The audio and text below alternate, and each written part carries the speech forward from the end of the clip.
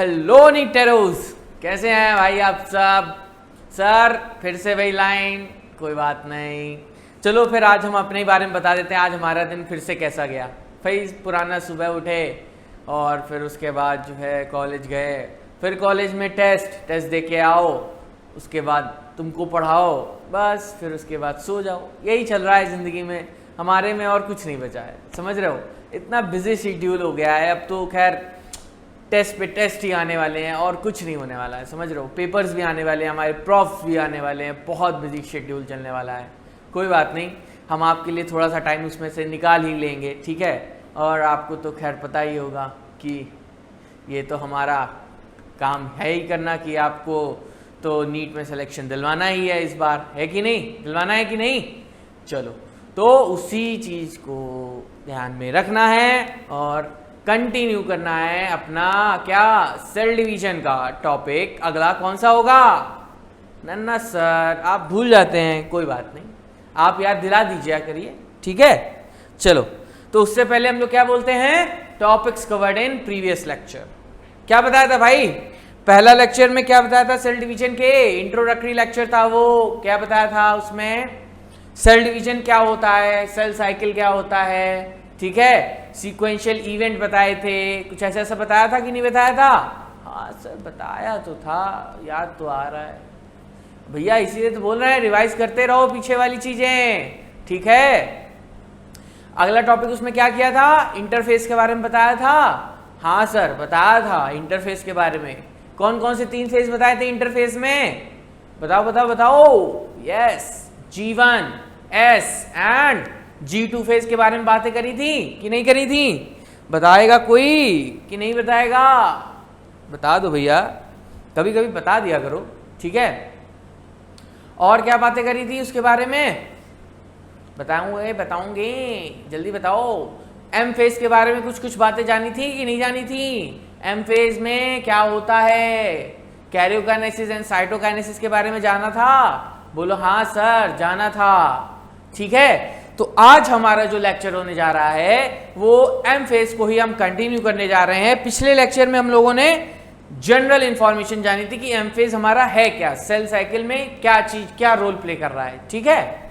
आज हम उसको पूरा डिटेल में पढ़ेंगे एम फेज को, ठीक। चलो तो शुरू करते हैं क्या, एम फेज। एम फेज सबसे ड्रामेबाज चीज शुरू करने जा रहे हैं आज। क्या शुरू करने जा रहे हैं, सबसे ड्रामेबाज चीज, समझ रहे हो। आज देखेंगे कैसे कैसे सेल के लेवल तक पे सेल भी अपने जो है मन को बहलाने के लिए ड्रामेटिक रोल्स प्ले करता है, ठीक है। जैसे हम लोग कई सारे यूट्यूब पे वीडियोस देख रहे होते हैं, मूवीज देखते हैं, सब ड्रामा ही तो है और क्या है यार। तो सेल को भी अब भाई मनोरंजन तो चाहिए ही चाहिए, ठीक है। तो सेल को भी मनोरंजन दिलाने के लिए उसने अपने आप को इस तरह से अडेप्ट किया कि कुछ अपनी लाइफ साइकिल में वो चेंज ले आया, कुछ ड्रामा कर रहा है, समझ रहे हो। और उस ड्रामेटिक फेज को, उस लाइफ साइकिल के सेल की ड्रामेटिक फेज को हम क्या बोल रहे हैं, एम फेज बोल रहे हैं। क्या बोल रहे हैं, M phase. The most dramatic period of the cell cycle is called as M phase. Why, तो इस वाई का आंसर जानने के लिए वीडियो को पूरा देखना पड़ेगा, तभी तो आंसर पता चलेगा, ऐसे कैसे बता दें, ठीक है। तो चलो तो देखो एम फेज, यहां पर हम लोग बेसिकली माइटोटिक डिवीजन के बारे में बात कर रहे हैं, ठीक है।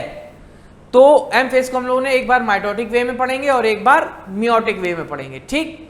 मियोसिस डिवीजन कैसे होती है और माइटोटिक डिवीजन कैसे होती है।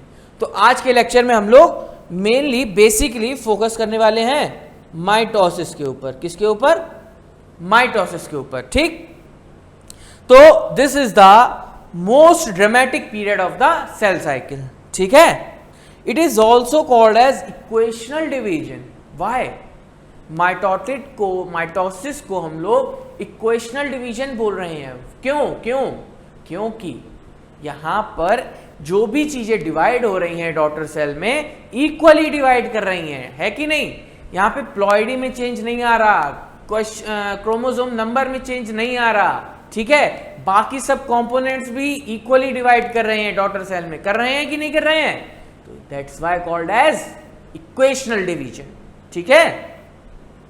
रीऑर्गेनाइजेशन ऑफ ऑल कंपोनेंट्स, सारे ही कंपोनेंट जो भी हमने G1 में, S में, G2 में जो भी कुछ बनाया, प्रिपेयर किया, आज उसको इंप्लीमेंट या कह सकते हैं रीऑर्गेनाइज करने का दिन आ गया है। ठीक है, क्या रीऑर्गेनाइज मतलब तुम अपनी चीज तुम ले जाओ, हमारी चीज हमें दे जाओ, और जो दूसरे को ले जानी वो दूसरा ले जाए। ठीक है, तो न्यूक्लियस है, क्रोमोसोम्स हैं, उसके अंदर सब डिवाइड होते हैं कि नहीं होते हैं। उसके बाद जो है जितने भी ऑर्गेनेलीज हैं सभी दोनों डॉटर सेल्स में डिवाइड होते हैं कि नहीं होते हैं। This is the reorganisation of all components. ठीक, माइटोसिस, इसको हम लोगों ने पिछले लेक्चर में जाना था। किन किन दो फेजेस में हम इनको बात करते हैं, karyokinesis and cytokinesis. Karyokinesis means what, बताएगा कोई, what is karyokinesis? Yes, that is division of nucleus, nuclear division. ठीक है, where is cytokinesis? What is cytokinesis? Cytokinesis is division of cytoplasm. Simple सा बात। सर इसमें क्या है, बहुत बड़ी बात थोड़ी है, ये तो कुछ नहीं है। चलो कोई बात नहीं, कुछ नहीं है तो कोई बात नहीं, याद रखना बस। ठीक है, चलो माइटोसिस। कैरियोकाइनेसिस में हम लोगों ने पढ़ा न्यूक्लियर डिवीजन होता है, साइटोकाइनेसिस में हम लोग पढ़ा साइटोप्लाज्म का डिवीजन होता है। ठीक है, तो कैरियोकाइनेसिस को न्यूक्लियर डिवीजन एक ड्रामा प्ले कर रहा है यहाँ पे। तो उस ड्रामे को हमने देखने के लिए कुछ कुछ स्टेप्स बनाए या कुछ कुछ फेजेस में उसको पर्टिकुलरली और डिवाइड कर लिया। समझ रहे हो कि पार्ट 1 ये ड्रामा होगा, पार्ट 2 में ये ड्रामा होगा, पार्ट 3 में ये, पार्ट 4 में ये, फाइनली साइटोकाइनेसिस। ठीक है, तो उन ड्रामों के नाम आज हम जानने वाले हैं। ठीक, तो कैरियोकाइनेसिस जो है बेसिकली उस फेज में ही ड्रामा हो रहा होता है। ठीक, तो पहला जो ड्रामा होता है, जो फर्स्ट स्टेज है या कह सकते हैं ड्रामे की, उसको हम लोग क्या बोल रहे हैं, उसको हम लोग बोल रहे हैं प्रोफेज। ठीक है, जो सेकेंड स्टेज है वो क्या है, metaphase. Third stage of drama anaphase. ठीक है, and the last one is telophase. ठीक है, और फाइनली ड्रामा एंड कहां पे होता है, साइटोकाइनेसिस में। ठीक है, तो ये 4 स्टेज मोस्ट क्रूशियल स्टेप हैं किसी भी सेल साइकिल में। ठीक है, क्योंकि इन्हीं 4 स्टेप्स के थ्रू क्रोमोसोम का डिवीजन होगा। ठीक है, इनटू डॉटर न्यूक्लियस, या कह सकते हैं क्रोमैटिन मटेरियल का डिवीजन होगा into daughter nucleus. Most importantly क्या, आइडेंटिकल डिवीजन, मतलब क्या सकते हैं पूरी एग्जैक्ट कॉपी डिवाइड करेगी या रेप्लिकेट करके डॉटर प्रोजेनिस में जाएगी।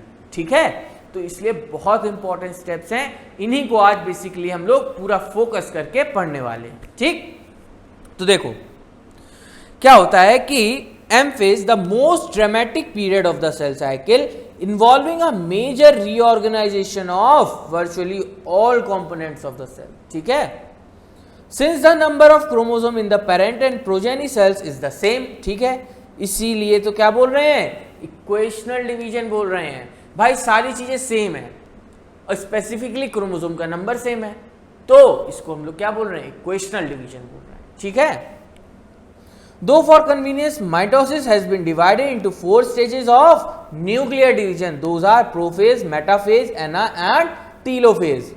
It is very essential to understand that cell division is a progressive process and very clear cut lines cannot be drawn between various stages. इस लाइन का मतलब क्या हुआ, इस लाइन का मतलब ये हुआ कि जब भी कैरियोकाइनेसिस चल रही होती है तब ये जो हमने 4 ड्रामेटिक फेजेस देखे हैं ये हमने केवल नाम के लिए अपने कन्वीनियंस के लिए बना रखे हैं। ठीक है, अपने कन्वीनियंस के लिए। भाई क्या होता है कि जब सेल साइकिल चल रही होती है ना तब तुम्हें थोड़ा थोड़ा आइडिया लगे कि हाँ स्टेज चेंज हो रही है, पर लेकिन ये कहो कि एक हो गई फिर पॉज हुआ, फिर दूसरी होगी, फिर पॉज हुआ, फिर तीसरी होगी, फिर पॉज लेकर के चौथी होगी, तो इस तरह से नहीं, कंटिन्यूअसली चलता रहता है ये। ठीक है, एक फेज से तुरंत दूसरे फेज में कब कन्वर्ट हो गया पता ही नहीं चलेगा। ठीक है, बस साइंटिस्ट ने अब इतनी स्टडीज की हैं तब जाकर के इस कंक्लूजन पे पहुंचे हैं कि इन 4 स्टेजेस में एम फेज फॉलो हो रहा है। ठीक है, पर लेकिन ये एक कंटिन्यूअस प्रोसेस है, कुछ भी कहीं नहीं रुकता है, लगातार काम होता रहता है। ठीक है, karyokinesis involve prophase, metaphase, anaphase and telophase. ठीक है, तो चलो, तो सबसे पहले पढ़ लेते हैं आज प्रोफेज के बारे में। ठीक है, प्रोफेज, प्रोफेज नाम से ही क्लियर है। व्हाट? प्रोफेज। प्रो मतलब पहले, सबसे पहला फेज किसका? कैरियोकाइनेसिस का। ठीक है, first phase followed by SnG2 phase of the interphase. ठीक है ना भाई, प्रोफेज एम फेज में आ रहा है और एम फेज से पहले क्या आए थे? S फेज, G2 फेज आए थे कि नहीं आए थे? तो प्रोफेज किसका फॉलो अप है? S एंड G2 फेज का। ठीक है, first stage of karyokinesis, first stage of karyokinesis. ठीक, स्टार्ट कैसे होता है प्रोफेज? हमें कैसे पता चलेगा कि स्टार्ट हो गया? Initiation of condensation of chromosomal material. जो क्रोमैटिन थ्रेड हमारे न्यूक्लियस में डिस्पर्स्ड पड़ा था पूरा, अब वो धीरे धीरे पैकिंग होने लगी, उसकी कंडेंस होने लगा वो। ठीक है, बिखरा हुआ पड़ा था, अब वो एक जगह इकट्ठा होने लगा। ठीक है, यानी कि किस शेप में आएगा वो आगे चल के? क्रोमोसोम बनाना का शुरू कर दिया उसने। ठीक है, इनिशिएशन किया अभी कंडेंसेशन ऑफ क्रोमोसोमल मटेरियल का। Centrosome in animal cells begin to move to opposite poles.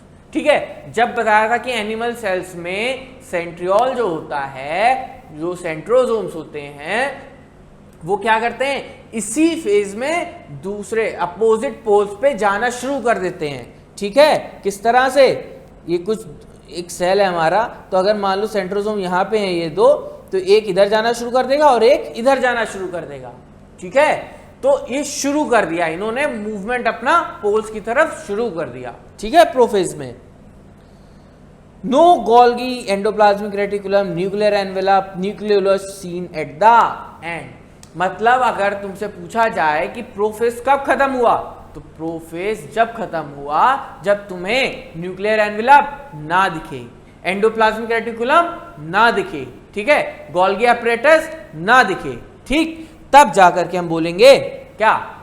Prophase खत्म हो गया। ठीक,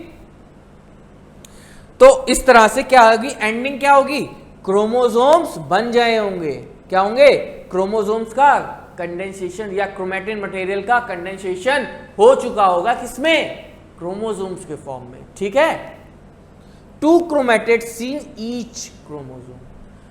2 क्रोमैटिड तुम्हें हर एक क्रोमोसोम में देखने को मिलेंगे, कुछ इस तरह से। कुछ इस तरह से कैसे? ये एक क्रोमैटिड, ये 2 क्रोमैटिड, तो ये एक क्रोमोसोम बना जाके। ठीक है, मतलब एक क्रोमोसोम में हमें 2 क्रोमैटिड मिलेंगे। ठीक, क्यों? क्योंकि डीएनए का रेप्लिकेशन हो चुका है। किस फेज में? एस फेज में। ठीक है, नॉर्मली एक ही क्रोमोसोम रहा होगा पर लेकिन, या एक क्रोमैटिड रहा होगा पर लेकिन अब जब रेप्लिकेशन हो गया तो वहां पे 2 क्रोमैटिड बन गए। बन गए कि नहीं बन गए? है कि नहीं? तो अब ये क्या हुआ? यहां पे हमें 2 क्रोमैटिड मिल गए। ठीक है, डबल डीएनए मिल गया यहां पे। ठीक, centrosome move on to the opposite pole, begin कर दिया। ठीक है, वो पहुंच गया। एंडिंग तब होगी जब वो अपनी जो है पोल्स पे पहुंच जाएंगे। इस फेज में एंडिंग कब होगी? प्रोफेज में, जब वो सेंट्रियोल्स यहां पर पहुंच गए। ठीक है, स्टार्ट कब हुए थे? जब जो है बिगनिंग थी प्रोफेज की, एंड होते होते ये पोल्स पे पहुंच गए। ठीक, साथ ही साथ वहां पर पहुंच के इन्होंने माइक्रोट्यूब्यूल्स को रेडिएट करना शुरू कर दिया। क्या कर दिया? माइक्रोट्यूब्यूल्स को रेडिएशन कर दिया। ठीक है, कुछ इस तरह से देखो। ठीक है, अपने से ये माइक्रोट्यूब्यूल्स इन्होंने इस तरह से कुछ निकालने शुरू कर दिए। ये क्या बनाया इन्होंने? ये कुछ रेज ऐसी नहीं दिख रही सन के अराउंड? हम लोग लैंडस्केप में जब कभी बनाते थे तो रेज बनाते थे, तो ये क्या है? ये है एस्ट्रल रेज। इनको क्या बोलते हैं हम लोग? एस्ट्रल रेज बोलते हैं। क्या बोलते हैं? Astral rays. ये किसकी होती है? माइक्रोट्यूब्यूल्स की, रेडिएटिंग फ्रॉम सेंट्रोसोम। ठीक, तो ये क्या करती है? आगे जाकर के हमारा स्पिंडल एपरेटस बनाने में मदद करती है। ठीक है, क्या करेंगे? स्पिंडल एपरेटस, यानी कि जब स्पिंडल फाइबर्स, आगे हम बताएंगे कैसे काइनेटोकोर्स पे अटैच होते हैं जाके क्रोमोसोम्स के, क्रोमैटिड के, तब जो है ये काम रोल प्ले करती है। ठीक है, इनका फॉर्मेशन कहाँ हो रहा है? एस्ट्रल रेज का प्रोफेज में, eight the end of prophase. ठीक है, तो ये 3 एंडिंग हो गई प्रोफेज की। कैसे एंडिंग मार्क होगी प्रोफेज में, ठीक है। अब देखो माइटोटिक एपरेटस की अभी हम बात कर रहे थे ना, तो देखो क्या होता है उसमें 2 एस्टर्स प्लस स्पिंडल फाइबर, ठीक। मतलब ये पूरे 2 जो तुम्हारे क्या हैं एस्टर्स हो गए, एस्ट्रल रेज, प्लस इनसे रेडिएटिंग जो स्पिंडल फाइबर्स यहाँ पे तुम्हारे क्रोमोसोम्स पे अटैच होंगे आकर के, इनको हम लोग क्या बोलते हैं, व्हाट, माइटोटिक एपरेटस, ठीक है। बेसिकली इनका जो काम होता है, क्या काम होता है, इनका काम होता है क्रोमेटिड जो क्रोमोसोम्स यहाँ पर इस तरह से ये जो बने हैं इनको अलग करना, ठीक है भाई। डॉटर क्रोमोसोम में एक एक क्रोमेटिड जाएगा कि नहीं जाएगा, सिंगल सिंगल डीएनए तो अमाउंट जाएगा, मतलब डबल अमाउंट थोड़ी चला जाएगा, एक पूरा क्रोमोसोम एक ही में चला जाए भाई। एक में 2C डीएनए, एक में 2C डीएनए, ठीक है। तो एक एक क्रोमेटिड दोनों सेल में चले जाएंगे, ठीक है। तब क्या होगा, वो किसकी मदद से जाएंगे एक एक सेल में, इसकी मदद से जाएंगे भाई, ये स्पिंडल फाइबर्स की मदद से तो जाएंगे, है कि नहीं। अभी दिखाते हैं कैसे वो खींचते हैं अभी, ठीक है, पूरा पिक्टोरियल फॉर्म में दिखाएंगे, ठीक। तो देखो प्रोफेज में क्या होता है, which is the first stage of the karyokinesis, पता है सर हमें, ठीक है। Follows the SN-G2 phase of the interphase, ठीक। In SN-G2 phase the new DNA molecules are not distinct but intertwined, मिले जुले ऐसे ही बस थ्रेड के फॉर्म में पड़े होते हैं, ठीक है। तो prophase is marked by the initiation of condensation of chromosomal material, बताया था ना, इनिशिएशन, शुरू हो गया कंडेंसेशन।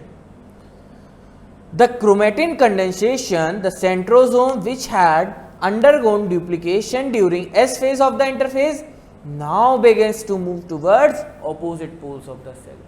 बताया था ना, कंडेंसेशन शुरू हो गया, सेंट्रियोल्स का मूवमेंट टुवर्ड्स अपोजिट पोल शुरू हो गया, ये क्या हुआ, प्रोफेज की इनिशिएशन, ठीक है। The completion of prophase can thus be marked by the following characteristic events. कैसे, chromosomal material condense to form compact mitotic chromosomes, chromosomes उसने बना लिए प्रोफेज के एंड में। Chromosomes are seen to be composed of 2 chromatid attached together at the centromere, ठीक है। Centrosome which has undergone duplication during interphase now begins to move towards opposite poles of the cell, ठीक है। Each centrosome radiates out microtubules called as esters। हर एक centrosome से तुम्हारे कुछ microtubule radiate out होंगे, जिनको हम लोग क्या बोल रहे हैं, asters. The 2 asters together with spindle fibres form the mitotic apparatus, ठीक। Cell at the end of prophase when viewed under the microscope do not show what, Golgi complex, endoplasmic reticulum, nucleolus and nuclear envelope, ठीक है। तो ये कुछ important जो point थे, ठीक है, ये इस तरह से अंडरलाइन कर दिए जा रहे हैं और समझा भी दिए गए हैं, तो इनको याद तो तुम्हें ही रखना पड़ेगा। रखोगे कि नहीं रखोगे जी, बताओ बताओ बताओ बताओ, याद रखोगे कि नहीं रखोगे, चलो ठीक है। तो ये था हमारा प्रोफेज के बारे में, ठीक। अगला फेज कौन सा है कैरियोकाइनेसिस का, यस, मेटाफेज, ठीक है। अब देखो, अब हमारे क्या होगा, हमारे पास स्ट्रक्चर्ड क्रोमोसोम्स आ गए हमारे पास, ठीक है। पर लेकिन अभी ये क्या कर रहे हैं, सेंट्रोसोम में या कह सकते हैं साइटोप्लाज्म में फैले हुए हैं भाई, क्योंकि न्यूक्लियर एनवेलप खत्म हो गया प्रोफेज में ही। अब क्रोमोसोम बन चुके हैं, न्यूक्लियर बाउंड्री कोई है नहीं, तो ये क्या करेंगे, साइटोप्लाज्म में इधर उधर बिखर जाएंगे पूरे में, है कि नहीं। तो ये क्या हुए, स्कैटर्ड हो गए साइटोप्लाज्म में। अब क्या करना है भाई, हमें तो डिस्ट्रीब्यूट करना है, इक्वली डिस्ट्रीब्यूट करना है। सबसे बड़ा काम तो ये है, इक्वल हर एक क्रोमोसोम हर एक एक डॉटर सेल में जाना चाहिए, है कि नहीं।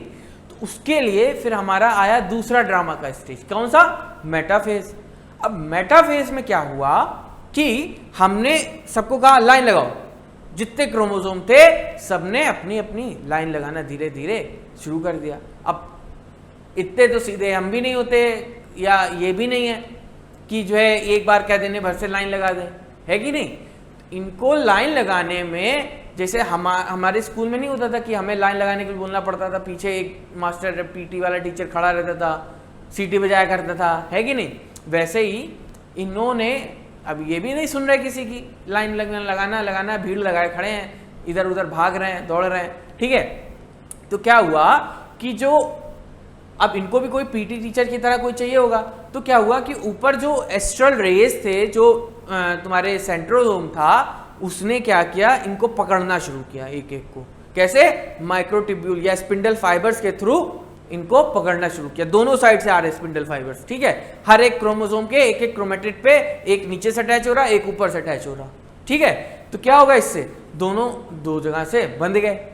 फिर धीरे धीरे इनको कहां पे अरेंज किया गया, एक सेंटर लाइन पे अटैच किया गया, ठीक है। कहां पे अटैच किया गया, इनको सेंट्रल लाइन पे अटैच किया गया, कुछ इस तरह से, ठीक है। ये अभी पूरे में स्कैटर्ड थे, अब यहां से ऐसे ऐसे स्पिंडल फाइबर्स आए दोनों सेंट्रोसोम से, ठीक है। अब ये इस तरह से अरेंज हो गए, ठीक। तो ये कुछ फीचर्स होते हैं हमारे अगले मेटाफेज के, ठीक है। तो अब देख लेते हैं, पढ़ लेते हैं इसमें क्या है भैया, लिखा क्या है, ठीक है। ये तो हमने एक जनरल आइडिया, रफ आइडिया तुमको दिया क्या होता है इसमें। Marked by complete disintegration of nuclear envelope, ठीक है। स्टार्ट के समय कैसे पता चलेगा कि मेटाफेज अब शुरू हो गया? मेटाफेज तब पता चलेगा शुरू हो गया जब न्यूक्लियर का जो एनवेलप है, बाउंड्री है, वो पूरी तरह से डिसइंटीग्रेट हो जाए। क्या हो जाए? डिसइंटीग्रेट हो जाए, ठीक।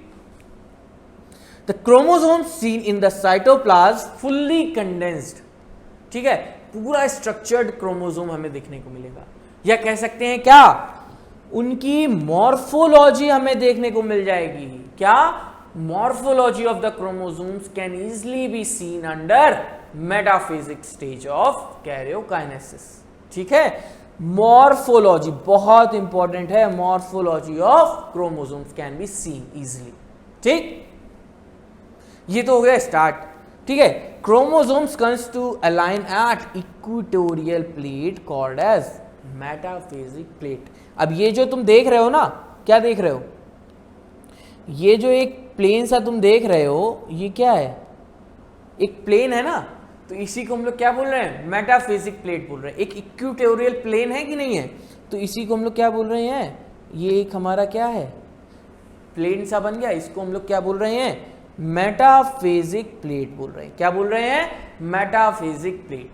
सभी क्रोमोसोम्स आकर के इस प्लेन के ऊपर लग गए, ठीक है ना, इस प्लेन के ऊपर आकर के अटैच हो गए या अरेंज हो गए, ठीक। तो इसको हम लोग क्या बोल रहे हैं, मेटाफेजिक प्लेट, ठीक है। तो ये तो था हमारा बिगनिंग। अब कैसे पता चलेगा कि ट्रांजिशन और आगे सेल साइकिल बढ़ रही है, तो कुछ मार्कर्स इसमें भी होंगे कि जो है मेटाफेज अब एंड की तरफ हो रहा है, बढ़ रहा है, ठीक है। तो क्या होगा कि स्पिंडल फाइबर्स अटैच करना शुरू हो जाएंगे, किस पे, जो क्रोमोसोम्स के, ये जो क्रोमेटिड होता है, एक इधर, एक काइनेटोकोर इधर होता है और एक काइनेटोकोर कुछ इधर होता है कि नहीं होता? जब क्रोमोसोम के बारे में पढ़ा था तब बताया था ना, kinetochore disc like structures covers the centromere from each side of the chromatid, है कि नहीं? तो ये स्पिंडल फाइबर्स, ये जो स्पिंडल फाइबर्स हैं, ये जाकर के इस पिंक वाले स्ट्रक्चर के ऊपर अटैच होना शुरू हो जाएंगे। कब? Towards the end of the metaphasic phase, ठीक है। Spindle fibres attach to kinetochores, ठीक। Chromosomes align at the equator by spindle fibre attach to the kinetochores from both poles. मतलब एंड हमें तब पता चलेगा जब स्पिंडल फाइबर्स पूरी तरह से अटैच हो गए हो और ये क्रोमोसोम्स इस फेज में प्लेट पे पूरी तरह से अरेंज हो गए हो पैरेलली, ठीक है। तो ये होता है मेटाफेजिक फेज का एंड। ओवरऑल ये जो डायग्राम है ना, ये वाला, ये वाला डायग्राम है ना, ये क्या है, मेटाफेज के एंड का, मतलब कह सकते हैं मेटाफेज में कुछ सेल हमें इस तरह का दिखता है, ठीक है। तो मेटाफेज में सेल कुछ हमें इस तरह से दिखता है, ठीक। तो ये था हमारा मेटाफेज के बारे में बात। अब आता है क्या, जन्नत। तेरे को जन्नत दिखाती मैं, जन्नत दिखाती मैं, ठीक है। तो देखो, the complete disintegration of nuclear envelope marks the start of second phase, ठीक है। क्या? Complete disintegration, mark the start, ठीक। Hence the chromosomes are spread throughout the cytoplasm, ठीक। By this stage condensation of chromosome is completed and they can be clearly observed under the microscope, that is morphology, ठीक। This then is the stage at which morphology of the chromosome most easily studied, ठीक है। At this stage metaphase chromosome is made up of two sister chromatid which are held together by the centromere. Small disc shaped structure at the surface of centromere are called kinetochores. ये तो सब पता है sir, इसमें नया क्या बता रहे हैं, कोई बात नहीं, सब पता, अच्छी बात है। These structures serve as the site of attachment of spindle fibers. कहाँ पे अटैच होते हैं स्पिंडल फाइबर्स? काइनेटोकोर्स पे, ठीक है। काइनेटोकोर्स पे स्पिंडल फाइबर्स अटैच होंगे जाके, ठीक है। कहां पे थे? Form by the spindle fibres to the chromosome that are moved into the position at the centre of the cell. भाई बिखरे हुए होते हैं तो स्पिंडल फाइबर उनको पकड़ के लाइनों में लगाना शुरू कर देते हैं, यही होता है हमारा क्या, मेटाफेज, ठीक। Hence the metaphase is characterized by all the chromosomes coming to lie at the equator with one chromatid of each chromosome by connected by its kinetochore to spindle fibers from one pole, ठीक है, and its sister chromatid by kinetochore to spindle fiber from the opposite pole। इसका मतलब क्या हुआ? इसका मतलब देखो simple सा है, कुछ नहीं हुआ, ये हमारा क्रोमोसोम था, ठीक है, ये एक क्रोमेटिड, ठीक है। अब क्या हुआ, ये एक काइनेटोकोर इसका, ये काइनेटोकोर इस साइड का, ठीक है। स्पिंडल फाइबर आया, एक स्पिंडल फाइबर इधर से अटैच हो गया, एक स्पिंडल फाइबर इधर से अटैच हो गया, ठीक है। और ये मेटाफेज एक प्लेट पे लाई कर रहे हैं आके, ठीक। तो बस यही चीज जो है ये पूरा इस पैराग्राफ में लिखी हुई है, ठीक। जो डायग्राम बनाया ये यही पूरा इस पैराग्राफ में लिखा हुआ है, ठीक है। The plane of alignment of chromosome at metaphase is referred to as metaphasic plate। ये जो है ये क्या है, मेटाफेजिक प्लेट है, ठीक है। The key features of metaphase are spindle fiber attached to kinetochores of chromosome। ये spindle fiber जाके यहाँ पे अटैच हो गए। Chromosomes are moved to spindle equator and get aligned along the metaphasic plate through spindle fibers to both pole। यही spindle fibre यहाँ पे गए, ये क्रोमोसोम इस इक्वेटर पे लाई कर रहे हैं जाकर के। स्पिंडल इक्वेटर समझ रहे हो, वही जहाँ पे दोनों तरफ से स्पिंडल फाइबर आकर के मीट कर रहे हैं, ठीक है। यहीं पे ये किधर से आया, एक इधर से आया, तो ये हमारा क्या है भाई, स्पिंडल इक्वेटर ही है, ठीक है। इक्वेटर मतलब बीच की लाइन जहाँ पे क्रोमोसोम लाई करेंगे, या कह सकते हैं भाई मेटाफिजिक प्लेट की बात कर रहा है, ठीक है।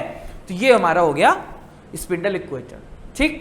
तो ये दो की इवेंट से जो हमें याद रखने हैं, किसमें, मेटाफेज में, ठीक। याद रहेंगे कि नहीं रहेंगे भाई, करने पड़ेंगे यार, नहीं रहेंगे तो कोई बात नहीं, उसको निकालो, नहीं रहेगा जो उसको नहीं करना ही नहीं, नहीं वाला काम। हाँ सर, हाँ जितना रहेगा सब हाँ रहेगा, ठीक। चलो, तो ये था हमारा मेटाफेज के बारे में, ठीक है। चलो अब क्या है, अगला क्या था इसके बाद, बताओ भाई बताओ, अरे बताओ, उससे पहले हम कुछ डायग्राम दिखा देते हैं, तब तक याद करो तुम इसके बाद कौन सा फेज आने वाला है, ठीक है। अभी बताया पहले ही, ठीक। तो देखो विजुलाइज कराते हैं तुमको कैसे, अभी तक हमने जो पढ़ा उसको कैसे कैसे हो रहा है काम।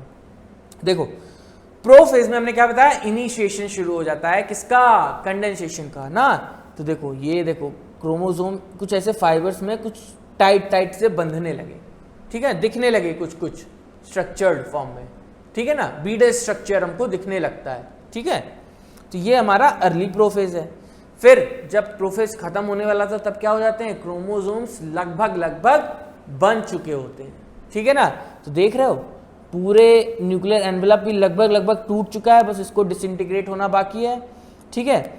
यहाँ पर देख रहे हो लगभग थोड़ा इंटैक्ट ही है अभी न्यूक्लियर एनवेलप, यहाँ पे देख रहे हो ज़्यादा बिखर गया है पूरा, ठीक है ना। और क्रोमोसोम्स की हालत देखो, ये लगभग स्ट्रक्चर्ड वे में आ चुके हैं, ठीक है। हमें कुछ दिखने लगे हैं कि हाँ क्रोमोसोम्स लाइक स्ट्रक्चर्स दिखने लगे हैं। ये कब हो रहा है, लेट प्रोफेज में, ठीक है। फिर जब प्रोफेज बिल्कुल खत्म हो जाएगा, मेटाफेज में ट्रांजिशन हो रहा होगा, तब देखो यहां पे कोई न्यूक्लियर एनवेलप नहीं है। क्या नहीं है? न्यूक्लियर एनवेलप यहां से गायब हो गया। ठीक है, ये क्रोमोसोम एक इधर जा रहा है, एक इधर जा रहा है, एक ऊपर भागा जा रहा है, एक नीचे भागा जा रहा है कि नहीं? तो देख रहे हो स्कैटर्ड है पूरे में। ठीक, वहीं प्रोफेज में एक और क्या काम बताया था, सेंट्रोसोम का मूवमेंट बताया था अपोजिट पोल्स पे। देखो ये एक यहां पे पहुंच गया है, एक ये यहां पे पहुंच गया है, और एक स्पिंडल फाइबर सब पे भेज रहे हैं ये दो कि नहीं भेज रहे हैं इस तरह से। ये क्या है भाई, पकड़ पकड़ के पकड़ रहे हैं, भागो मत, इधर मत भागो, आओ तुमको हम ले चलते हैं, लाइन में लगाते हैं चल के। ठीक है, तो ये क्या है, पीटी टीचर की तरह काम कर रहे हैं। ठीक, तो ये ट्रांजिशन हो रहा है किस फेज में? मेटाफेजिक फेज में। ठीक है ना, तो ये ट्रांजिशन टू मेटाफेज हो गया। ठीक है, वहीं देखो मेटाफेज में क्या क्या बताया, अलाइन कर गए इक्वेटोरियल प्लेट पे या मेटाफेजिक प्लेट पे या स्पिंडल इक्वेटर पे। ठीक है, दोनों सेंट्रोसोम यहाँ पे पहुंच गए हैं, स्पिंडल फाइबर्स दोनों साइड से आ रहे हैं, लग रहे हैं इस पे एक एक काइनेटोकोर पे, दोनों क्रोमेटिड्स के। ठीक है, दोनों साइड से। तो ये हमारा मेटाफेजिक फेज हो गया। क्या हो गया? ये हमारा मेटाफेजिक फेज हो गया। ठीक, तो जितना अभी तक हमने पढ़ा वो हमने इस डायग्राम में सब दिख गया, हमें सब दिख गया। ठीक है, और क्वेश्चन देखो यहां से क्या आएगा, डायग्राम से पूछ लेगा ये कौन सा फेज है, ये कौन सा फेज है। ठीक है, ये वाले तो खैर बता ही दोगे, पूछ सकता है, इनके कम चांसेस हैं, पर लेकिन इनके और इनके ज्यादा चांसेस हैं। ठीक है, पूछे जाने के। यहां से तुम्हारा क्वेश्चन अराइज होगा। ठीक, यहां से तुम्हारा क्वेश्चन अराइज होगा, डायग्राम बेस्ड पूछ लेगा, सिंपल नाम। ठीक, तो याद रखना ये लेट प्रोफेज है और ये अर्ली प्रोफेज है। ठीक है, ठीक है, बोलो हाँ सर हाँ। और डिफरेंस भी देख लेना, यहाँ पे न्यूक्लियर मेम्ब्रेन का, इसमें न्यूक्लियर मेम्ब्रेन का। ठीक, इसमें देख लो स्ट्रक्चर्ड होने लगे थोड़े थोड़े क्रोमोसोम, इसमें अभी भी लूज ही हैं, थोड़े थोड़े से अर्ली है क्योंकि। ठीक, तो ये था हमारा किसके बारे में, प्रोफेज के बारे में। ठीक, तो खैर जो नहीं सोच पाए उनके लिए अब क्या ही कर सकते हैं, पर लेकिन जिन्होंने सोचा अगला फेज कौन सा था उनके लिए क्या, यही था भाई, एनाफेज। वेरी गुड जिन्होंने याद रखा। ठीक, एटलीस्ट यार जो क्लास में चल रहा है उसको तो पहले पहले जो भी बताया गया उसको तो एटलीस्ट पूरा मेमोराइज करते हुए चलो कि नहीं, है कि नहीं। अगर तुमसे कोई चीज़ बीच में पूछ ली जाए तो तुम्हें याद होनी चाहिए, छोटी मोटी चीज़ें पूछी जाएंगी, पूरा पूरा तो पूछा नहीं जाएगा, है कि नहीं। तो देखो एनाफेज, एनाफेज के बारे में बात करते हैं। क्या एनाफेज क्या होता है, मोस्ट इंपॉर्टेंट फेज समझ लो किस तरह से। इसी फेज में जो क्रोमोसोम, जो डीएनए मटेरियल हमने रेप्लिकेट किया, क्रोमोसोम्स बनाए, अब उनकी बारी है क्या, सेपरेट होने की। ठीक है, पिछले जो हमारा मेटाफेज था उसमें देख रहे हो बिल्कुल तैयारी हो चुकी है, बस टूटना ही बाकी है। टूटेंगे कहाँ, अगले फेज में, दैट इज एनाफेज में। एनाफेज में देखो क्या होगा, एक तो ये बहुत छोटा सा फेज है, इसमें पता नहीं चलता कब निकल गया ये। ठीक है, क्या होता है स्टार्टिंग में, क्रोमोसोम नाउ स्प्लिट साइमल्टेनियसली। क्या हो गए, ये अरेंज थे, जैसे ही अरेंज हुए टूटना शुरू हुए, टूट गए। जैसे ही माइक्रो स्पिंडल फाइबर्स आए, अटैच हुए काइनेटोकोर पे, कट, खत्म, अलग हो गए, बस हो गया काम। यही तो करना था एटलीस्ट, लास्ट में जाकर के हमें यही तो अचीव करना था कि नहीं करना था। ठीक है, तो बस ये क्या हुआ, स्मॉलेस्ट फेज में हो गया। स्मॉलेस्ट फेज क्या है, एनाफेज।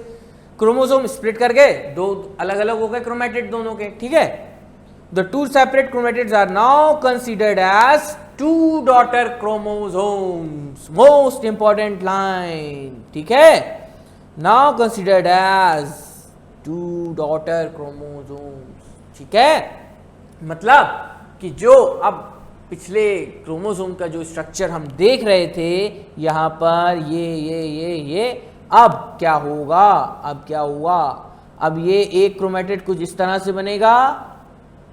ठीक है, ये कुछ एक क्रोमेटिड, ये एक क्रोमोसोम बन गया, ये एक क्रोमोसोम, ये एक क्रोमोसोम, इधर जो वाली सेल में ऐसे कुछ क्रोमोसोम, एक क्रोमोसोम ऐसे, एक क्रोमोसोम ऐसे। ठीक है, तो अब ये क्या हो गए, अलग अलग हो गए क्रोमेटिड्स दोनों। ठीक है, अब क्या बन जाएंगे ये, इनको हम मान लेंगे किस तरह से, डॉटर क्रोमोसोम्स के रूप में मान लेंगे इनको। ठीक, तो ये क्या हो गए हमारे, अब डॉटर क्रोमोसोम में कन्वर्ट हो गए। एक एक सिंगल क्रोमेटिड अब हमारा कंसीडर किया जाएगा एज डॉटर क्रोमोसोम्स। ठीक। अब क्या है कि now daughter chromosome starts their migration towards opposite poles. अब भाई अलग हो गए, स्प्लिट हुए, और इसके बीच में आएंगे इंटरजोनल फाइबर्स और वो इनको अपोजिट पोल्स की तरफ खींचते हुए ले जाएंगे। ठीक है, ऊपर से स्पिंडल फाइबर खींच रहे हैं, इधर नीचे ले जा रहे हैं इसको, और बीच में इंटरजोनल फाइबर्स आकर के इसको ऊपर की तरफ, ऊपर नीचे की तरफ पुश कर रहे हैं। ठीक है, तो इस तरह से हमारा ओवरऑल जो जेनेटिक मटेरियल का डिवीजन था वो एनाफेज में जाकर के कंप्लीट होता है। ठीक, तो यहां क्या था, जो मोस्ट इंपॉर्टेंट थिंग थी, हमें यहां पर shapes of the chromosomes clearly देखने को मिलते हैं। क्या देखने को मिलते हैं? शेप्स जो हमने बताए थे ना, मेटासेंट्रिक, सब मेटासेंट्रिक, जे शेप, वी शेप, उस तरह से जो शेप होते हैं क्रोमोसोम्स के, वो हमें यहाँ पर क्लियरली साफ साफ पता चल जाते हैं। ठीक, जो अगर सब मेटासेंट्रिक क्रोमोसोम होगा वो हमें वी शेप का दिखता है। ठीक है, सब मेटासेंट्रिक हमको जे शेप का दिखता है, एक्रोसेंट्रिक हमको और शेप में दिखता है, टीलोसेंट्रिक हमको आई शेप में दिखता है। ठीक है, तो ये हमें वेरियस जो हमारे शेप्स हैं क्रोमोसोम्स के, वो हमें कहाँ देखने को मिलते हैं? एनाफेज में। ठीक, मॉर्फोलॉजी कहाँ देखने को मिलती है, पता है किसी को? यस, मेटाफेज में। मॉर्फोलॉजी कहाँ मिलती है देखने को? मेटाफेज में। बट जो शेप्स हैं क्रोमोसोम्स के, वो कहाँ देखने को मिलते हैं? एनाफेज में। ठीक है, यहां से क्वेश्चन आ सकता है, इसलिए ये पॉइंट फोकस करके बताया जा रहा है। ठीक, एंड अब एनाफेज का एंड कैसे होता है? सेंट्रोमियर स्प्लिट करके क्रोमेटिड सेपरेट हुए और क्रोमेटिड्स जो है वो अपोजिट पोल्स की तरफ मूव करना शुरू कर दिए या पहुंच गए। ठीक, तो ये होता है हमारा एनाफेज के बारे में। ठीक, at the onset of anaphase each chromosome arranged at the metaphasic plate to split simultaneously. ठीक, and the two daughter chromatids are now considered as what? Future daughter nuclei.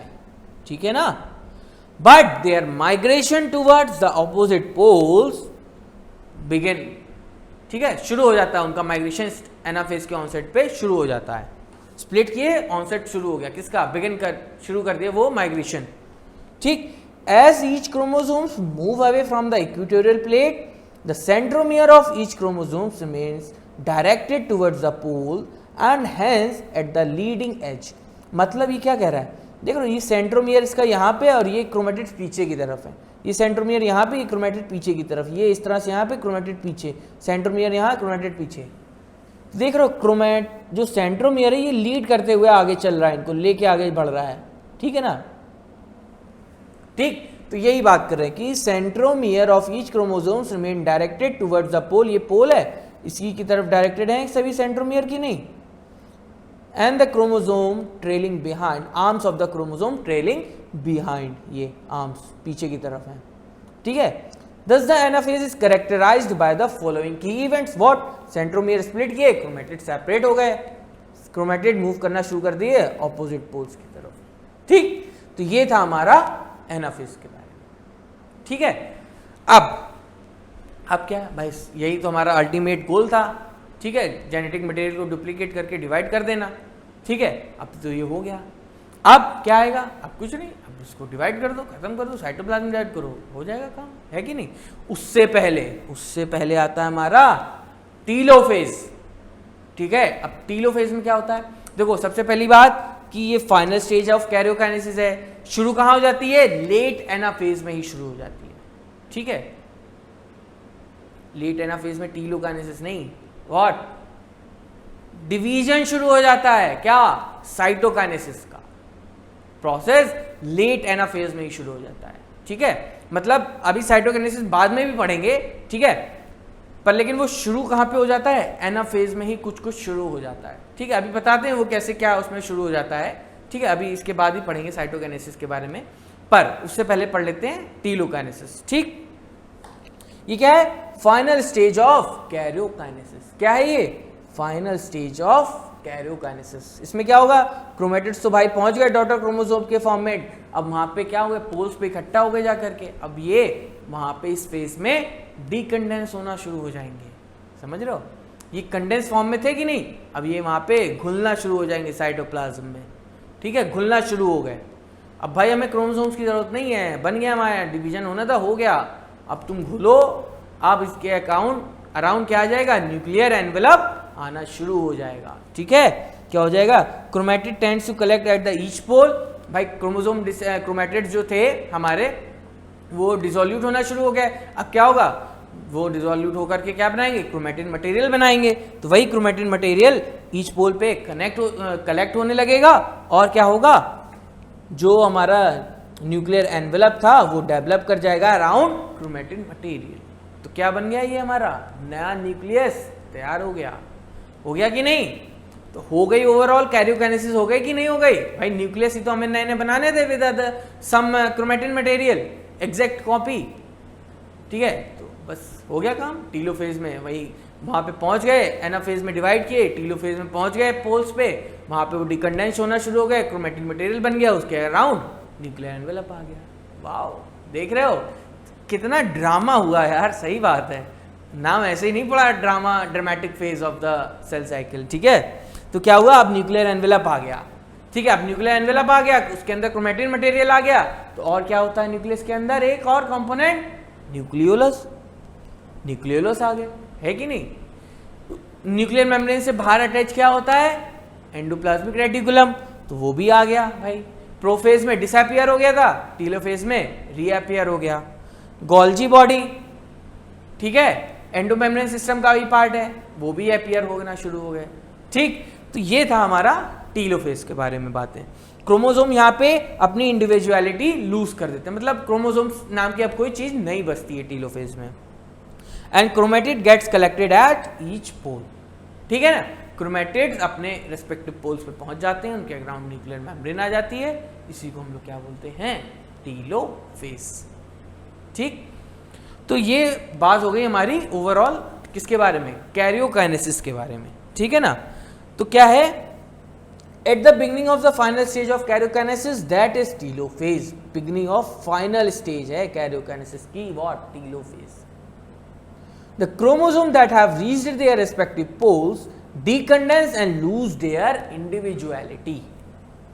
The individual chromosomes can no longer be seen and each set of chromatin materials tends to collect at each of the two poles. ठीक है ना, this is the stage which shows the following key events. क्या क्या, the chromosome clustered at opposite spindle poles and their identity is lost as discrete animal. क्या, discrete element के form में इनकी identity खत्म, अभी क्रोमोसोम नाम की कोई चीज नहीं बची। ठीक है, न्यूक्लियर एनवेलप डेवलप हो गया इनके अराउंड, ठीक है, और दो डॉटर न्यूक्लियस बन गए। ठीक, nucleolus, Golgi complex and endoplasmic reticulum वापस से बन गया। ठीक है, देख रहे हो, ये पूरा एक न्यूक्लियस, डॉटर न्यूक्लियस बन चुका है टीलोफेज के एंड पे। ठीक है ना, तो यहां तक था हमारा कैरियोकाइनेसिस के बारे में। ठीक, अब बात करते हैं साइटोकाइनेसिस। भाई अभी तो खाली न्यूक्लियस का ही तो डिवीजन हुआ है कि नहीं, अब ये भी तो जान लो कैसे जो है तुम्हारा उसका साइटोप्लाज्म का डिवीजन होगा, तभी तो जाकर के सेल डिवाइड करके पूरा दो नए सेल बनेंगे कि नहीं बनेंगे। अभी तो खाली न्यूक्लियस का डिवीजन हुआ है। अरे सर अब तो सोच रहे थे खत्म हो रहा है, अब तो अभी और बता रहे हैं। कुछ नहीं है यार, बस दो पॉइंट है, ज्यादा नहीं है। ठीक, बहुत सिंपल सा है, कुछ नहीं है। साइटोकाइनेसिस में क्या होगा, separation of cytoplasm to two daughter nucleus. ठीक है, साइटोप्लाज्म आधा आधा डिवाइड कर जाएगा दोनों तरफ। ठीक है, एट दिस टाइम जितने भी ऑर्गेनेलीज हमारे G1, S and G2 phase में बने थे वो सब क्या करेंगे, डुप्लीकेट करके यहाँ पर डिवाइड डिस्ट्रीब्यूट हो जाएंगे। ठीक है, इक्वली, तुम गोल्गी ले लो, तुम भी ले लो, तुम ER ले लो, तुम ER ले लो, प्रोक्सिजम से ले लो, तुम ले लो। ठीक है, प्लास्टिड्स तुम ले लो, प्लास्टिड तुम ले लो, माइटोकॉन्ड्रिया तुम ले लो, माइटोकॉन्ड्रिया तुम ले लो। तो इस तरह से ऑर्गेनेलीज भी इसी फेज में साइटोकाइनेसिस में डिवाइड करना शुरू कर लेंगे। ठीक है, if cytokinesis do not follow up the karyokinesis then the multinucleate condition arises. For example, coconut water. कभी कोकोनट वाटर पिया है बेटा, वो क्या होता है, उसमें कैरियोकाइनेसिस तो हो रही होती है पर साइटोकाइनेसिस नहीं होती। ठीक है। तो कोकोनट वाटर को जब भी अभी कभी हम माइक्रोस्कोप के अंदर देखेंगे उसमें हमें खाली न्यूक्लिएट दिखेंगे, न्यूक्लियस ही न्यूक्लियस, मल्टी न्यूक्लिएट कंडीशन उसमें दिखेगी। क्या दिखेगी? मल्टी न्यूक्लिएट कंडीशन उसमें हमें देखने को मिलती है, ठीक है ना।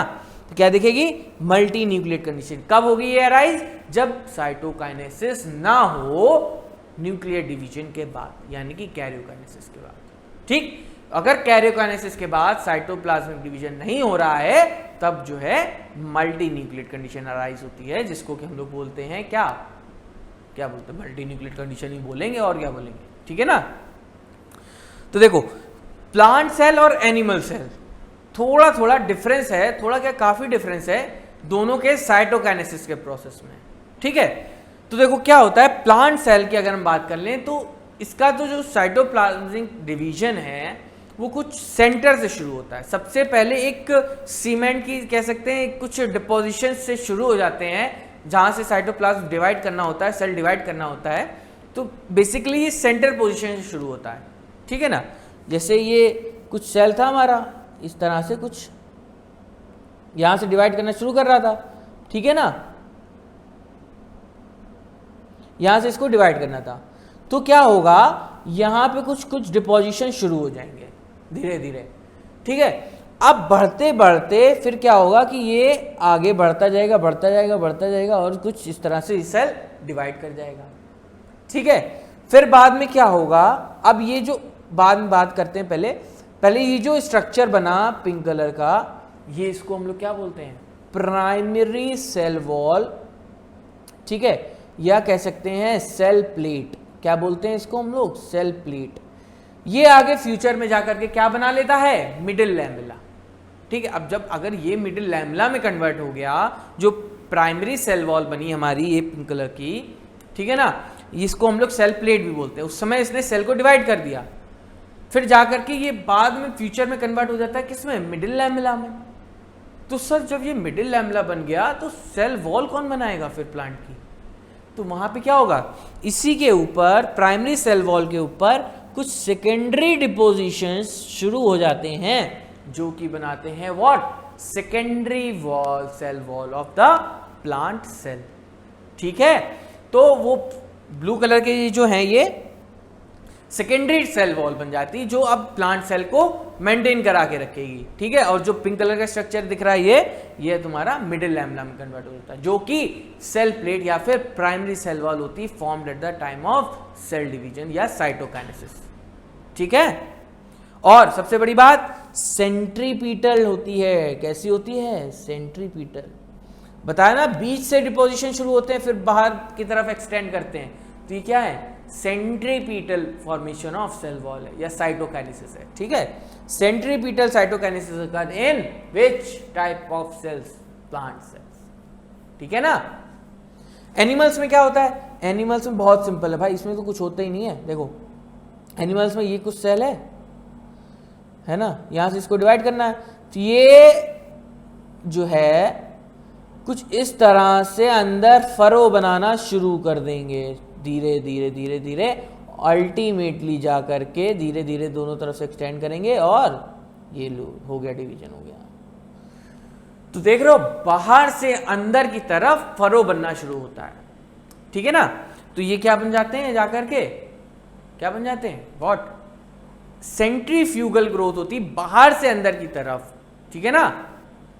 तो ये होती है सेंट्रीफ्यूगल ग्रोथ, ठीक, बाहर से अंदर की तरफ। और ये फरो के फॉर्म में जो मेम्ब्रेन होती है इसकी वो इन्वेजिनेट करती है और जाकर के ज्वाइन कर जाती है अपोजिट साइड्स को, और क्या सेल क्या कर जाते हैं? साइटोप्लाज्म डिवाइड कर जाते हैं, ठीक है।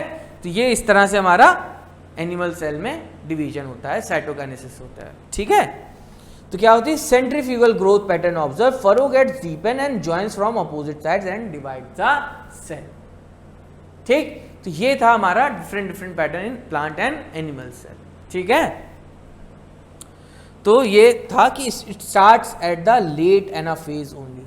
साइटोकाइनेसिस हमारा लेट एनाफेज में ही स्टार्ट हो जाता है, ये पहले भी बता चुके हैं, ठीक है। टीलोफेज की स्टार्टिंग में भी बताया था ना ये वाला पॉइंट, कि लेट एनाफेज में ही ये जाकर के स्टार्ट हो जाता है, ठीक, याद है ना। तो देख रहे हो, फिर देखो मस्त एकदम नया सेल क्रिएट हो गया कि नहीं, फिर से इंटरफेस आ गया, न्यूक्लियर एनवेलप आ गया, क्रोमोसोम कहीं दिख रहे हैं, कुछ नहीं दिख रहा है, साइटोकाइनेसिस हो गई है यहाँ पे। ठीक, तो ये थी हमारी क्या, माइटोसिस डिवीजन। ठीक है, ये अब हमने 2 सेल बना लिए भाई, हमारा यही काम था ओवरऑल माइटोसिस डिवीजन का। पहले हमने पढ़ा इंटरफेस, तैयारी करी, अब हमने माइटोसिस करके 2 आइडेंटिकल सेल बना लिए। ठीक है ना, देख रहे हो कितना आसान था यार, सिंपल सा था। ठीक, तो अब जब बना लिए तो अब थोड़ा सा ये भी और जान लेते हैं कि क्यों बनाए हमने, क्या ज़रूरत पड़ी हमें एक ही जैसे सेल बनाने के लिए। ठीक है, तो ये तो खैर पता भी होगा। उससे पहले जन्नत भी तो देख लो क्या लिखा हुआ है, कुछ नहीं लिखा हुआ है, वही सब बता दिया। Mitosis accomplishes not only segregation of duplicated chromosome into daughter nucleus, that is karyokinesis, but cell itself is divided into 2 daughter cells by the separation of cytoplasm called as cytokinesis. ठीक है, at the end of which each the cell division gets completed, and in animal cell this is achieved by appearance of a furrow.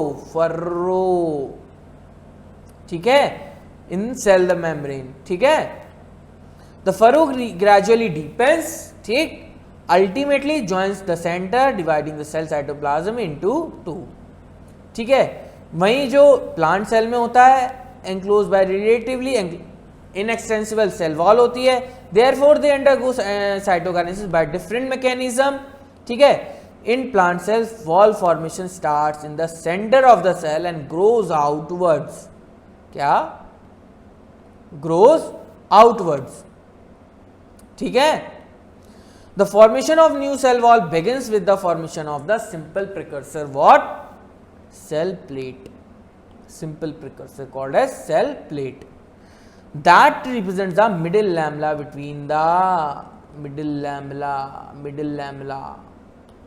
between the walls of the 2 adjacent plant cell. ठीक है, बाद में जाकर के ये cell plate middle lamella में convert हो जाती है और उधर सेकेंडरी वॉल आ जाती है सेल में। ठीक है ना, at the time of cytoplasmic division the organelles like mitochondria and plastids get distributed between the 2 daughter cells. ठीक, in some organism karyokinesis is not followed by cytokinesis resulting into multinucleate condition. ठीक है, resulting into multinucleate condition called as syncytium, जिसको हम क्या बोल रहे हैं, सिंसाइटियम बोल रहे हैं। मल्टी न्यूक्लिएट कंडीशन को क्या बोल रहे हैं, सिंसाइटियम। ठीक है ना, जैसे कि लिक्विड एंडोस्पर्म इन कोकोनट का वाटर। ठीक है, तो ये क्या होता है, मल्टी न्यूक्लिएट सिंसाइटियम कंडीशन इसमें प्रेजेंट होती है। ठीक, तो ये था हमारा साइटोकाइनेसिस के बारे में। देख रहे हो कुछ फोटो, जैसे कि प्रोफेज में, इसमें देखो न्यूक्लियर एनवेलप टूट रहा है, क्रोमोसोम लगभग कुछ दिखने लगे। प्रो मेटाफेज, यहाँ पे अभी बिखरे हुए हैं क्रोमोसोम्स, स्पिंडल फाइबर्स आ चुके हैं। ठीक, यहाँ पे मेटाफेज आ गया, स्पिंडल फाइबर इक्वेटोरियल प्लेट पे अरेंज हो गए। ठीक है, ये देख रहे हो क्रोमोसोम्स, स्पिंडल फाइबर आकर के इनसे जुड़ गए। एनाफेज में देखो एक एक क्रोमेटिड इधर चला गया, एक एक इधर चला गया, है कि नहीं। यहाँ पे बीच में आते हैं इंटरजोनल फाइबर्स जो पुश करते हैं दोनों को अपोजिटली। ठीक है, फिर टीलोफेज में देखो न्यूक्लियर एनवेलप आने लगा, क्रोमेटिन मटेरियल डिसअपियर होने लगा, क्रोमेटिन मटेरियल नहीं, क्रोमोसोम्स डिसअपियर होने लगे। ठीक है, अब यहाँ पे क्रोमेटिन मटेरियल डिकंडेंस होके वो क्रोमेटिन मटेरियल बनाने लगे ना। ठीक है, फिर क्या होगा, साइटोकाइनेसिस होगी। ये किसकी, देखो फरो बना के दिखा रहा है ना, फरो बना के दिखा रहा है, देख लो कितना मस्त दिखा दिया यार फरो बना के इसने। ये किस में होती फरो बना के, एनिमल सेल की बात है ये, देख रहे हो एनिमल सेल है, यहाँ पे फरो क्योंकि बन रहा है। ठीक है ना, बाद में इंटरफेस वाला न्यूक्लियस आ गया, दोनों डॉटर न्यूक्लियस, है कि नहीं। तो ये था हमारा सेल साइकिल। अब भाई इतना सब कुछ पढ़ा, इतना ड्रामेबाजी करी हमने, तो किस लिए करी, कुछ तो ज़रूरत रही होगी। तो आओ उस ज़रूरत को और जान लेते हैं, क्या जा रहा है भाई, किस लिए इतनी करी, कॉज तो जान लो, क्यों इतनी ड्रामेबाजी करनी पड़ी। तो ड्रामेबाजी करनी इसलिए पड़ी क्योंकि हमें सेल इंजरी से रिपेयर करना था। ठीक है, न्यूक्लियोसाइटोप्लाज्मिक रेशियो को मेंटेन करना था। ठीक है, ग्रोथ करवानी थी मल्टी सेलुलर ऑर्गेनिजम्स की। ठीक है, कुछ हनी बी लाइक हैं या एल्गी हैं, लोअर प्लांट्स हैं, इनमें हमें रिप्रोडक्शन में मदद करवानी थी, या कह सकते हैं इनकी प्रोजेनी कंटिन्यू करवानी थी। ठीक है, इन सब चीज़ों के लिए हमें माइटोसिस की ज़रूरत पड़ी। ठीक है। तो ये कुछ है मेनली, तो ये तुम्हें डिप्लॉयड सेल में देखने को मिलती है, पर फिर भी हैप्लॉयड कुछ सेल्स होते हैं जैसे कि हनी बी वगैरह हो गए, कुछ एल्गी वगैरह भी होते हैं, उनमें भी हमें देखने को मिलती है। ठीक, तो ये था हमारा सिग्निफिकेंस। और मेनली बेसिकली न्यूक्लियोसाइटोप्लाज्मिक रेशियो को भी मेंटेन कराता है। जब डिसबैलेंस होने लगता है, न्यूक्लियस का अमाउंट बढ़ने लगा, तो ऑब्वियसली हमें साइटोप्लाज्म को डिवाइड करना ही पड़ेगा, तभी जो है वो मेंटेन हो पाएगा। ठीक है, तो ये चीज़ को ये मेंटेन कराता है। ठीक, साथ ही सेल के रिपेयर में मदद करता है माइटोसिस डिवीजन। सेल बेकार हो गए, उनको हटा के नए सेल आ जाते हैं वहाँ पे डिवीजन के थ्रू। ठीक, वहीं help in formation of meristematic tissue in plants like cambium, like apical और लेटरल कैम्बियम जो होते हैं, जो कि सेकेंडरी ग्रोथ में आगे बताएंगे मदद करते हैं। तो ये सब चीज़ों में माइटोसिस डिवीजन ही हमारी मदद करता है। ठीक है, तो इसलिए इतना ड्रामा करना पड़ा। क्यों? क्योंकि ये सब ज़रूरत है भाई हमारी, समझ रहे हो? ठीक, तो ये कुछ था सिग्निफिकेंस ऑफ माइटोसिस के बारे में। अब देख लो इसमें भी क्या ही लिखा हुआ है, वही लिखा हुआ है जो हमने बताया है कि नहीं सर। तो देखो, equational division usually restricted to diploid cell, usually restricted है, मतलब हैप्लॉयड में भी होती है। ठीक है ना। However, in some lower plants and some social insects, haploid cells also divides by mitosis. ठीक है, ठीक। It is very essential to understand the significance of this division in the life of an organism. Why? क्यों? क्योंकि the growth of multicellular organism is due to mitosis. ठीक है ना। Mitosis usually results in the production of diploid daughter cell with identical genetic complement. भाई growth इसीलिए तो हो रही है क्योंकि आइडेंटिकल जेनेटिक कॉम्प्लीमेंट बन रहा है, जेनेटिक मटेरियल आइडेंटिकली डिवाइड कर रहा है, तभी तो ग्रो कराने में मदद कर रहा है कि नहीं। Cell growth result in disturbing the cell ratio, या कह सकते हैं nucleocytoplasmic ratio, therefore it becomes essential for the cell to divide and restores the nucleocytoplasmic ratio. ठीक, ठीक है ना। A very significant contribution of mitosis is in cell repair. किसमें? Cell repairing में। The cells of the upper layer of epidermis हो गए, गट की lining जो है हमारे स्टमक में लाइनिंग होती है, एसिड से लगातार इरोड होती रहती, सेल खराब होते रहते हैं। ठीक है ना। ब्लड सेल्स रैपिडली डिवाइड करते हैं, खत्म होते हैं, मरते हैं, आरबीसीज लाइक, ठीक, are being constantly replaced by which division? Mitosis के थ्रू। Mitotic division in the meristematic tissue like apical and lateral cambium result in continuous growth of plants throughout their life. Secondary growth करवाते हैं, plants को maintain कराते हैं, सालों साल plants जिंदा रहते हैं। किसकी वजह से? मेरिस्टेमेटिक टिश्यूज की वजह से, है कि नहीं। देख रहे हो कितना इंपॉर्टेंट है, किसी की लाइफ के लिए इंपॉर्टेंट है, समझ रहे हो, हमारी सेल रिपेयर्स के लिए इंपॉर्टेंट है। ठीक, बहुत इंपॉर्टेंट डिवीजन थी मेरिस्टेमेटिक या माइटोटिक डिवीजन। ठीक, तो यहाँ पर अपनी वाणी को विराम देते हुए एक ड्रामे को हम खत्म करते हैं यहाँ पर। ठीक है, और अगले ड्रामे के लिए तैयारी करते हैं। ठीक, तो अगले लेक्चर में अब सब लोग माइटोसिस को पूरी तरह से रिवाइज करके आएंगे। अगर माइटोसिस याद रहेगा ना, तो अगला जो आने वाला लेक्चर है मियोसिस के ऊपर, वो बहुत आसान हो जाएगा। उसमें फिर कुछ करना ही नहीं पड़ेगा, बस उसमें थोड़े थोड़े चेंजेस और देखने को मिलेंगे, बाकी और कुछ नहीं करना पड़ेगा। ठीक है ना, बाकी सब बिल्कुल डिट्टो सेम ही रहेगा। ठीक है ना। तो इसलिए ये लेक्चर बहुत इंपॉर्टेंट है, इससे बहुत सारे क्वेश्चन बनेंगे। ध्यान से पढ़ना, नोट्स बना के पढ़ना, अपनी एनसीईआरटी को भी प्रॉपरली मॉडिफाई करना। ठीक है, जिस तरह से हमने अंडरलाइन जहाँ पे जो भी किए हैं, या जो भी तुम्हें और इम्पोर्टेंट पॉइंट्स बताए हैं पढ़ के, वो सभी अपने हिसाब से मॉडिफाई करना, या उनको अपनी लैंग्वेज में साइड्स में लिख लेना। ठीक है, ताकि तुम्हें बाद में पढ़ने में आसानी रहे। और ना मन हो, वैसे तो करना ही ज़रूरी है, खुद की अपनी एनसीईआरटी को मॉडिफाई करना है। ना मन हो तो मन की बात नहीं कर रहा हूँ, मतलब अगर अभी ना कर पाओ तो जो है चैनल पे भी मिल जाएगी, टेलीग्राम चैनल पे, उस पर जाके एक बार कंसीडर कर लेना। ठीक है, उस पर पूरी मॉडिफाइड ही है। ठीक, तो आज के लिए यहीं तक।